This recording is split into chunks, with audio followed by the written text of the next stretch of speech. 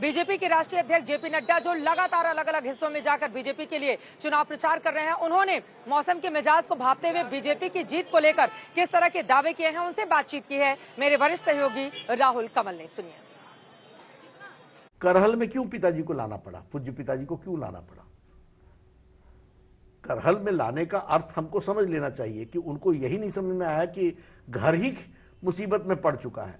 तो अब जो आप अपने डोमिनेटिंग एरिया, आपको लग रहा है अखिलेश हार रहे हैं अपनी सीट पे? आप देखिए, मैं सिर्फ एक ही प्रश्न कर रहा हूं।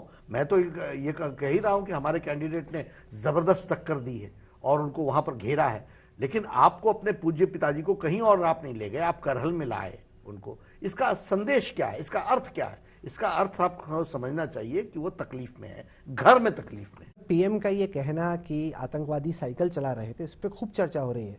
अखिलेश उसको भुनाने की कोशिश कर रहे हैं, कह रहे हैं कि साइकिल तो सब पूरा यूपी चलाता है, जितने गरीब लोग हैं वो सब साइकिल चलाते। तो क्या बीजेपी ये कह रही है कि जो साइकिल चलाता है वो आतंकवादी है? नहीं, बिल्कुल नहीं।